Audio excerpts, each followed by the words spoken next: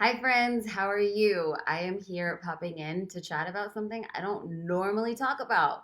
We are going to talk about how to turn failure into success, which, is probably not the hot topic of 2020, but there's a lot of people talking about casting your visions and making plans, and I'm one of those people too. I'm going to be open about it. You've probably seen me talking about, oh, it's time to build your plans. This is what you're going to do. But I actually was like, girl, you got to come correct. You got to come correct because there needs to be a mindset shift around if you want to have a plan and if you want to have a strategy, what has to happen? Like what has to work and get fixed? I believe that I had to have a mindset shift that if we don't have failures, we don't have lessons. And for so long, I defined my life and my business by what was succeeding and what was failing. And then I was challenged to say, Jasmine, can you not look at it as a failure and can you look at it as a lesson? Like, what did you learn from all of this? And so I want to be 100. I'm going to come at you and we're going to talk about three personal business lessons. And I actually this week debated like coming out and actually having this conversation because I'm like, how uncomfortable is this? Like, I don't want to talk about behind the scenes of my business because it's not fun.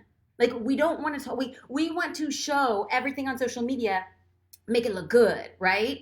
But like there's a lot that happens behind the scenes. So I'm gonna ask a favor of you. Can you please approach this conversation with empathy and sensitivity? I know I open myself up to a ton of judgment when I talk about the decisions that I made, when I talk about the things, the money that I spent, we're going there. Now, I want to be very clear that the topic of this was, let me just repeat it, personal business lessons. So, yes, there's a lot of my story infused with this. We're going to go dive deep into actually how to build a business and what I did specifically on social media. I'm having a full class next week, jasminestar.com/2020. Be sure to save your seat. We're going to be focusing just on business. But I felt like before I have that conversation next week, I really need to talk about failure because it's so easy for me to show up and be like, this is how you double your business. This is how you use social media. But like, I need to be real with you. Three main lessons that had profound experiences in my life. Number one, don't run the risk of getting in over your head. Like, you know me, I'm a pusher, I'm a striver. This is the stuff that I want to do, right? Well, I'm going to share an example of something that I look back on and I was like, girl, you learned a big lesson. So let's go back to 2016. At the time, I had launched an event called The Path to Profitability. Okay. The Path to Profitability was me teaching people how to build a brand and market on social media. It was an in-person event. And I was like, I'm so excited. I'm having one in Dallas. I'm having one in LA. We're going to do it up. I want to have a very cool event for business owners to come in and talk about branding and social media. And so what I did was I'm like, I want to make it amazing. I want to make it cool. I made a magazine. I had printed workbooks. I rented out a studio. I had a professional videography team. We hosted a mixer at the end. Okay, so that is everything that I showed on the outside, right? Like, ooh, it looks fun, it looks amazing. And it was. But what I did not talk about was the fact that this event cost over 6 figures. I am not stuttering, friends. That event cost us over 6 figures. I had professional hair, I had professional makeup. I didn't hire one videographer, I hired 9 videographers. I didn't have just any event. We had like premier champagne. Like everything was so extra. And I was really proud of the event, but at the same time, something else happened in my personal life. I bought a new house and it was old. And when we renovated it, things got really complicated. It's like when you give a mouse a cookie, right? They're like, oh, well, we're just going to put new floors in. Guess what? The foundation's off. Once the foundation's off, we need to fix the roof. It was like literally, I was like, oh God, not only did I host an event, I got in way over my head with this fixer upper of a house. I stopped booking wedding photography clients so that I could start focusing more on building out content. And I stopped creating third party content. This totally meant that I was just in over my head. I had legitimately spent more. I cut down so many of my revenue sources and I thought I was jacked up. I was like, what did I just do? Did I just ruin everything that I built with photography? And did I double down on an event that will not pay us back? Because the goal of us hosting this live event was that we would recorded it and we were going to turn it into an online course. But that takes a ton of time in the in-between. So we made a huge upfront business cost and we would not be able to pay it off for later. Then the house expenses just exploded. And JD was just like, are you sure you know what we're doing? And I don't know if this is making the right decisions. And you want to know what? I was freaking stubborn. I was so stubborn in my belief that this was going to be the thing that I really wanted that we literally were tight as belt. We didn't go out to eat. We didn't travel. We were paying the bare minimum on everything. And I felt like I had made a failure. I felt like I was living in fear for the business decisions that I had to make. And one of my good friends and mentors, his name is Lewis House, he says, the only way we move past fear of failure is to put ourselves out again and again until the sting disappears. I was so worried that I had made this massive mistake. I was so worried that I let my husband and my business partner down. I was so worried, I'm not lying, that I was like, am I going to be able to pay my bills? Like, it was like the perfect storm had happened. I stopped booking other clients. I made this massive new business investment. I bought a house. I was drowning. But I was like, the only way that I'm going to move past the fear of making other decisions like this is to do it again and to do it again and to do it again. And you want to know what? I am standing before you saying we never went in debt. But I was so freaking scared, let me tell you. That's just real talk. So what did I learn from this lesson? The first time you try something new, it doesn't have to be perfect. Heck, it barely has to be good. I want everybody here right now to listen very carefully. I thought this event had to be so extra. And you want to know what? I could have cut my cost by 2/3 if I just said, you're okay taking the bare minimum and making it work. I would have learned more having spent so much less than trying to make it perfect. So if you're going to learn anything as you go into 2020 and you start planning for your business in 2020, please know it doesn't have to be perfect. So let's get into lesson number 2. Lesson number 2 is to listen to others. Now, I know it bears repeating, but clearly you know that I just mentioned I was stubborn. You just mentioned that I'm very, very, very like, on the minute I make up my mind, this is the thing that I want to do.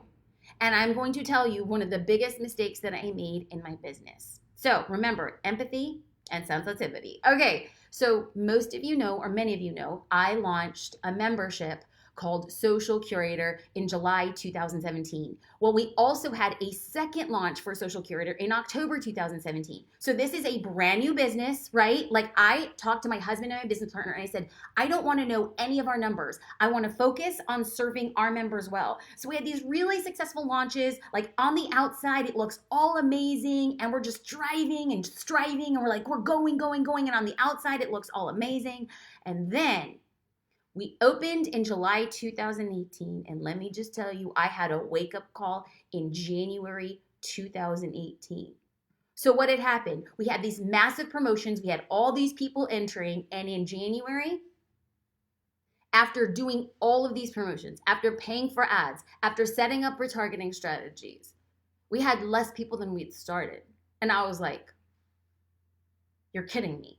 How have I just spent 6 months breaking my back to bring all these people in and now I have less? Like, what happened? What's going on? So when people unsubscribe from Social Curator, they fill out an exit survey like, hey, why are you leaving, right? Well, what people were responding to were saying, I don't think that this works for me, or I'm not sure if I can see success stories. And I'm like, are you kidding me? I'm like, all these other people are sending me emails and DMs and they're saying that it's so successful for them, but they can't have the conversations with each other. So the team was like, Jasmine, I really think you should have a Facebook group. And I'm like, no, there's no way I am having a Facebook group. I hate Facebook groups. Facebook groups have been the worst for me. I always said, I'm like, oh, Facebook is where all unhappy people go just to balk and be negative. And I was just like, I have had my reputation, I have had my name, and I have had my character ripped apart in Facebook groups. I will never have one. For 6 months, I said, over my dead body, well, we have a Facebook group. No. But let me tell you something. This group revolutionized Social Curator.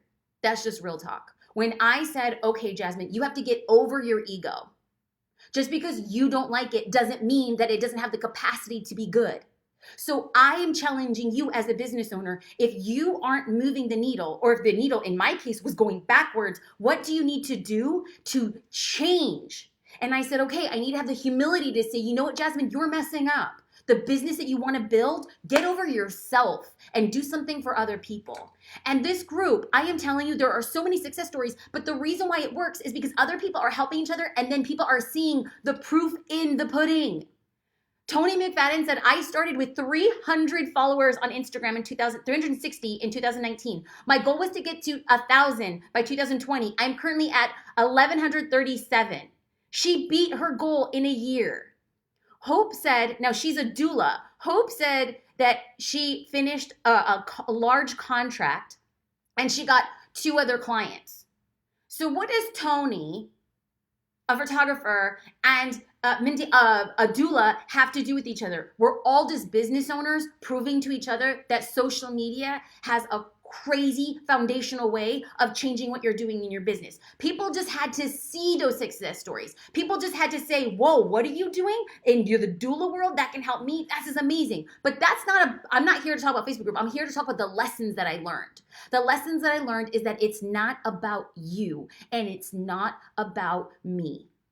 I had to sit back and I had to itemize. What do I want a Facebook group to feel like? What do I want the Facebook group to look like?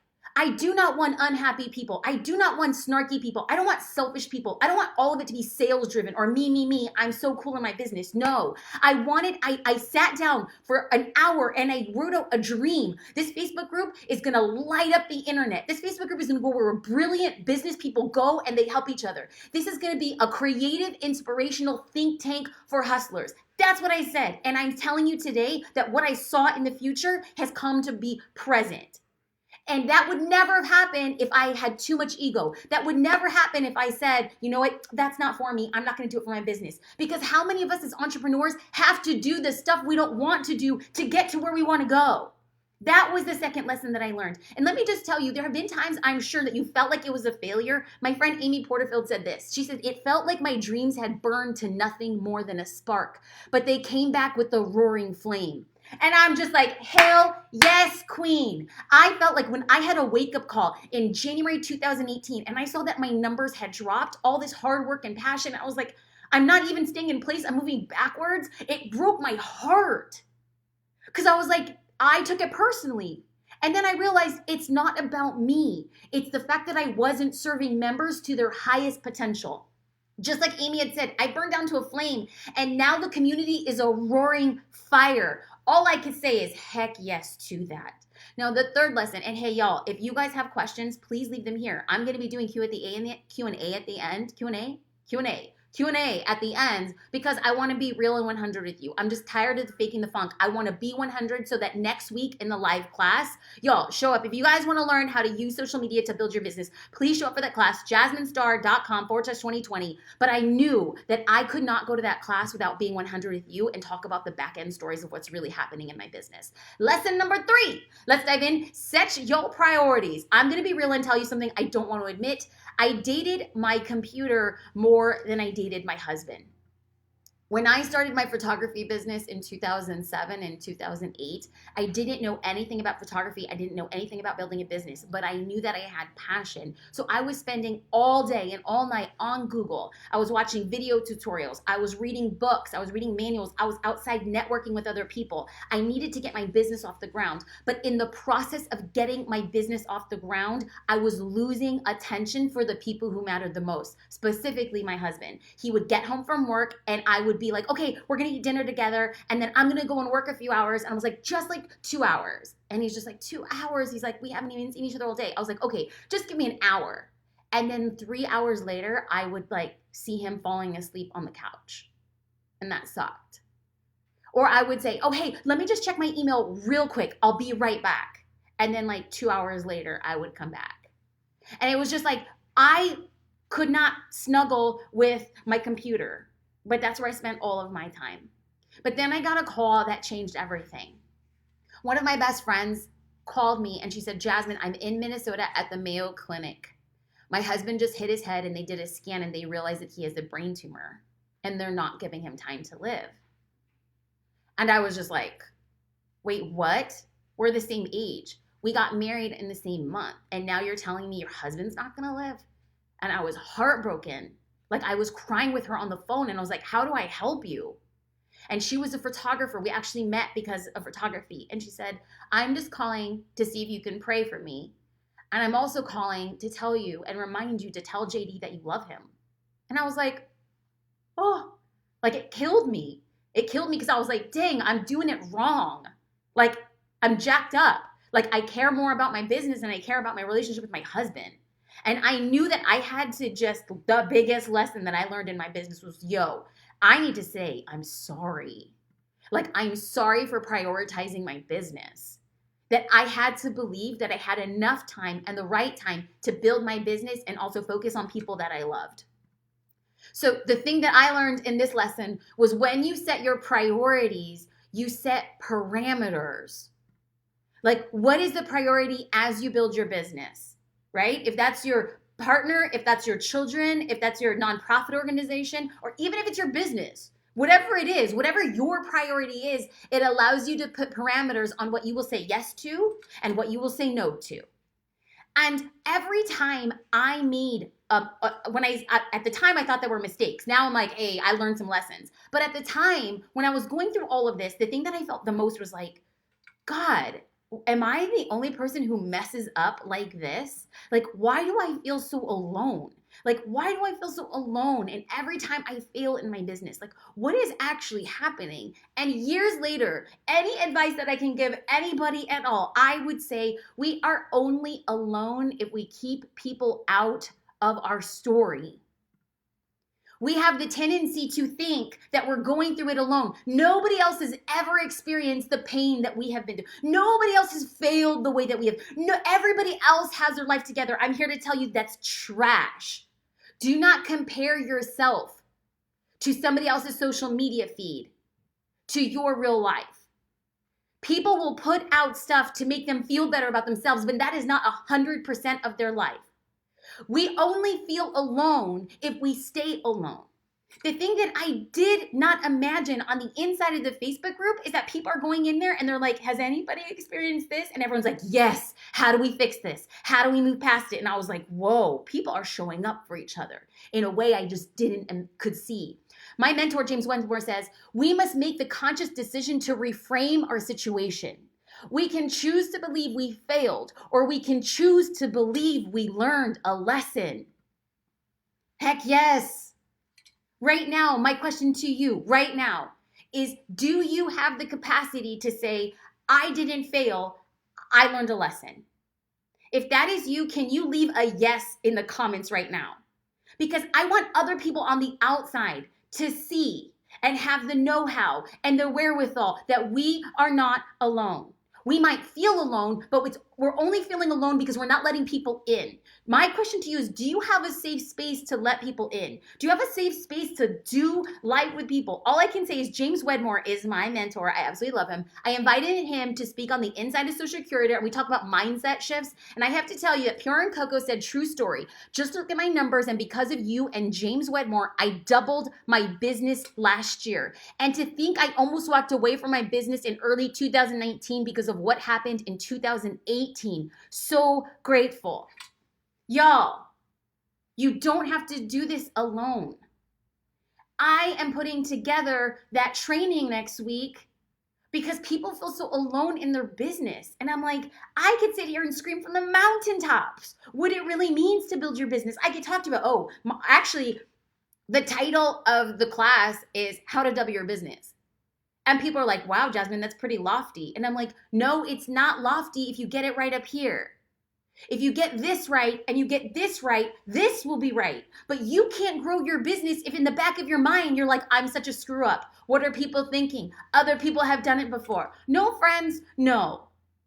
Because if you think you have ever failed in the past in your business, the question then becomes, how do you get back up from failure? Let me just tell you, you learn the lesson and then you try again. That is it.